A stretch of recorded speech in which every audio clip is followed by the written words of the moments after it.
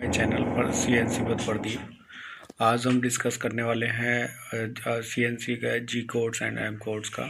तो मेनली हम बात करेंगे जो हमारे मेन जो जी कोड्स यूज़ होते हैं, जैसे हर प्रोग्राम में जो जी कोड यूज़ होते हैं उनको हम लोग आज ब्रीफ में जानेंगे। उसके बाद जो साइकिल्स वाले जी कोड्स हैं तो हम उनमें जो प्रोग्राम करते जाएंगे, लाइक G94 हो गया, G90 हो गया, आपका G74 हो गया पैक ड्रिलिंग वाला, ग्रूविंग वाला, G75 हो गया, और जितने भी हैं G92 है, जितने भी हमारे जो जी कोड्स हैं, जो साइकिल प्रोग्राम्स हैं, और जो हमें जो अलग अलग डिफरेंट डिफरेंट टाइप्स के प्रोग्राम बनाने में यूज़ किए जाते हैं, वो हम लोग जो है उस टाइम पे बताएंगे आपको, जहाँ पे प्रोग्राम हम प्रैक्टिकल कर रहे होंगे। तो अभी हम लोग स्टार्ट करते हैं। सबसे पहले हमारा G0 कोड आता है, जो हमारा रैपिड पोजीशनिंग के लिए रहता है, जो हमारा टूल जहाँ पे होम पोजीशन हुआ रहता है, टरेट जहाँ पे रहता है, तो वर्कपीस के पास लाने के लिए हम लोग G00 टूल का यूज़ करते हैं। G0 में मशीन जो है हमारी रैपिड में आती है, और हम लोग जेड में अपना 1-2 mm 5 mm पर रोक लेते हैं, जिससे मशीन एक्सीडेंट ना हो। तो हमारा ये मशीन की जिस हिसाब से रैपिड होती है उस हिसाब से मशीन जो है रैपिड में वर्क की पीस के 4-5 mm पहले जहाँ पे आपने रोका हुआ है वहाँ पे जाके रोक देते हैं।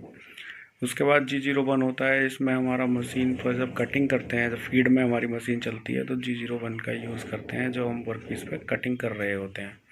G02 हमारा जो है क्लॉकवाइज सर्कुलर इंटरपोलेशन रहता है, और G03 हमारा काउंटर क्लॉकवाइज इंटरपोलेशन रहता है।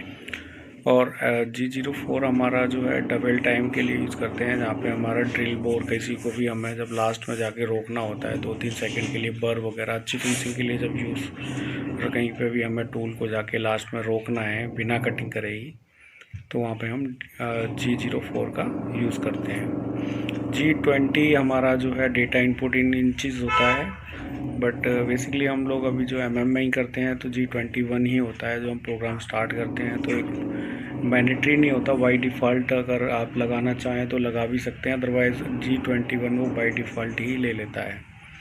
उसके बाद G28 हमारा हो गया रेफरेंस के लिए यूज़ करते हैं, जिसमें हम इंक्रीमेंटल की 2 वैल्यू डाल देते हैं, U0 W0 G28 के साथ में, तो मशीन हमारी जहाँ पे खड़ी थी वहीं रेफरेंस हो जाती है। G40, G41, G42 ये हमारा टूल नॉइस रेडियस कैंसिलेशन के लिए यूज़ किए जाते हैं, जो लेफ़्ट राइट और आपका जो है कैंसिलेशन के लिए G40 यूज़ करते हैं, और लेफ़्ट राइट के लिए G41, 42 यूज़ करते हैं, जैसे कि हम यहाँ पे देख भी पा रहे हैं। तो इसको हम एक बार जब रेडियस का प्रोग्राम करेंगे तो उसमें ज़्यादा से क्लियर कर पाएंगे, तो आपको वहाँ पे हम इसको बताएंगे। राइट, अभी हम एक बार ये इसमें आपका सारा है G72 कहाँ यूज़ करते हैं, 73, 74, जैसे मैं बता रहा था आपको, 75, 76 थ्रेडिंग साइकिल, ये G90, 92, G94 फेजिंग साइकिल, ये हम जो प्रोग्राम का प्रैक्टिकल करते जाएंगे तो सबका यूज़ करेंगे। G90 कांस्टेंट कटिंग स्पीड है, जो कि हाँ, मैं जानता हूँ कि बहुत सारे लोग ये सब चीज़ें जानते भी हैं, पर हमने जो चैनल का शुरुआत किया है वो बेसिकली उन लोगों के लिए किया है जो किए नहीं है कभी ये सब काम और करना चाहते हैं, या फिर कहीं पे अभी ऑपरेटिंग में ही है, उन लोगों को नॉलेज सही से नहीं है। ठीक है, जो लोगों को आता है वो प्लीज़ प्लीज़ प्लीज़ इग्नोर करें, और जिनको नहीं आता है वो थोड़ा सा देख लें। तो हम सबसे पहले बात करेंगे, और ये हमने बेसिकली मैन जी कोड ही लिए हैं, बाकी हम प्रोग्राम के साथ ब्रीफ में बात करेंगे। इसमें आपका G00 होता है, रैपिड ट्रेवल्स के लिए है। रैपिड पोजीशनिंग के लिए हम G01 का यूज़ करते हैं, जबकि हमारा टरेट जो होम पोजीशन पे रहता है वहाँ से हमें वर्क पीस के पास जाने के लिए रैपिड में टूल को लेके आना पड़ता है, जिससे कि हमारा साइकिल टाइम्स कम रहे। तो हम टूल को 5 या 3 mm 2 mm जो भी हमारा सेफ्टी के हिसाब से टूल को हम ट्रैवल कराते हैं, और उसके बाद में हम फिर फीड में कटिंग करते हैं, जो कि हम G01 यूज़ करते हैं, लीनियर इंटरपोलेशन। G02 और G03 हमारा जो है सर्कुलर कटिंग के लिए यूज़ करते हैं, जो कि हमारा क्लॉकवाइज के लिए G02 है, और काउंटर क्लॉकवाइज के लिए G03 है। उसके बाद आपका आ जाता है डवेल के लिए आ जाता है। डवेल टाइम जैसे किसी भी ड्रिल को, किसी बोरिंग बार को, किसी भी टूल को हमें लास्ट में जाके रोकना है, जिसमें कटिंग तो हो गई है बट हल्का फुल्का बार वगैरह रह गया है, तो उसके लिए हम लोग G04 के साथ में टाइम डालते हैं, जो भी 1 सेकंड 2 सेकंड डालना वो रहता है। जैसा कि आप जानते हैं G28 हमारा रेफरेंस के लिए है, जो कि हम इंक्रीमेंटल 2 वैल्यू डाल के U0 W0 डाल के हम लोग मशीन को अपना होम पोजीशन कर देते हैं। अब साथियों, अब ये तो चीज़ हो गई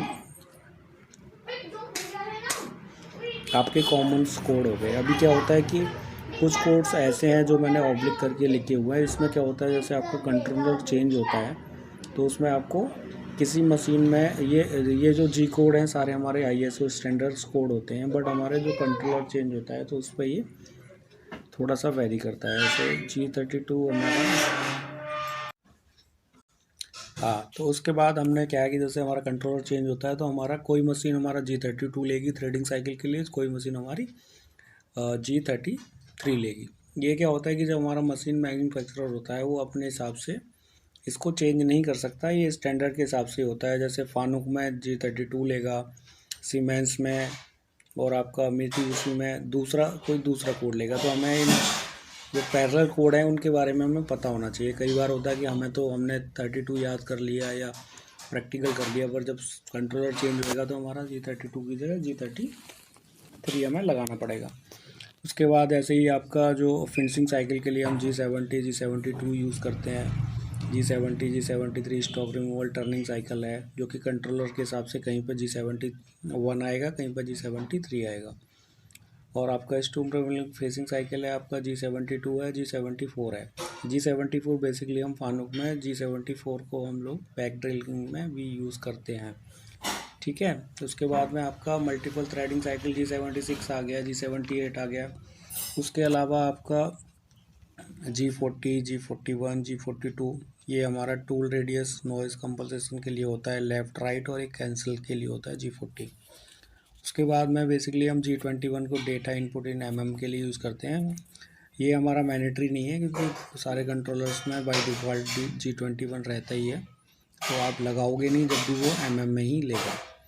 और आपका G97 कांस्टेंट कटिंग स्पीड के लिए यूज़ करते हैं हम, और ये G96 हम कांस्टेंट सरफेस स्पीड्स के लिए यूज़ करते हैं, जो कि हम आपको प्रोग्राम में बताएंगे। इसके अलावा हम बात करने वाले हैं एम कोड्स के बारे में। तो एम कोड्स बेसिकली हमारा ये नॉन स्टैंडर्ड्स कोड्स होते हैं, जिसमें हमारा मशीन के हिसाब से चेंज हो जाते हैं। जैसे आपने देखा होगा किसी भी मशीन में जो कोड्स होते हैं वो लिखे होते हैं। अब एक मैन्युफैक्चरर की मशीन है, उस पर एम कोड अलग होगा, दूसरे के में अलग होगा। वैसे तो कोशिश ये करते हैं कि सिमिलरली रहे, पर कभी कभी कुछ जो है मैन्युफैक्चरर का कुछ कोड उसमें हमें जो है देखने को मिलती है। जैसे किसी का M03 से आपका क्लॉकवाइज स्पिंडल रोटेट कर रहा है, किसी का M04 से क्लॉकवाइज रोटेट कर रहा है, ये थोड़ा सा फ़र्क पड़ जाता है, तो हम उसमें MDI में जाके चेक कर लेते हैं।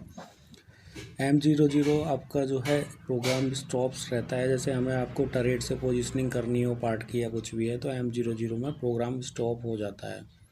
ठीक है, M01 में ऑप्शनल स्टॉप होता है, जैसे आपको N1 चलाना है, N2 रोकना है, या जो भी रहता है वॉटेवर, तो उसमें हम M01 का यूज़ कर लेते हैं। M03 M04 मैंने आपको बता दिया है। M05 में आपका स्पिंडल जो है स्टॉप हो जाता है। M08 में कूलेंट ऑन होता है। M09 में कूलेंट ऑफ हो जाता है।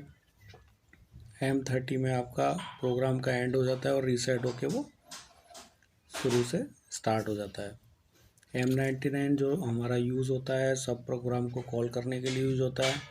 उसके अलावा हम M99 से जो है प्रोग्राम को हम जंप भी कर सकते हैं। जैसे हमें कुछ रीवर्क करना है या फिर कुछ भी करना है, हमें N3 खाली चलाना है, तो हम M99 P3 डाल के हम लोग N3 पे चले जाते हैं और हम ऑटो में चला सकते हैं, बार बार जो है N1 नहीं कर सकते। तो ये हमारा हो गया हमारा एम कोड और जी कोड, बेसिकली जो हमें हर प्रोग्राम में यूज़ करने होते हैं, और मेनली यही कोड है। बाकी कोड हम जो है साइकिल के साथ ब्रीफ में समझेंगे। जो भी हमारे G90 है, G76 है, G75 है, G74 पैक ड्रिलिंग वाला हो गया, और ये G32 इनका फॉर्मेट क्या होता है, ये सब हम प्रोग्राम के साथ साथ सीखते जाएंगे। तो और एक चीज़ और मैं बोलना चाहूँगा कि जिन लोगों को बिल्कुल ब्रीफ में नॉलेज चाहिए वो चैनल को सब्सक्राइब करें, शेयर करें और लाइक करें। और बाकी लोगों का जिनको आता है या फिर जो उनको अच्छा कर रहे हैं उनको अपना ऐसा दिक्कत नहीं है कोई। उनको अगर वीडियो अच्छी लगे तो आप जो है लाइक सब्सक्राइब करिए, अदरवाइज़ कोई दिक्कत की बात नहीं है। ठीक है, थैंक यू वेरी मच।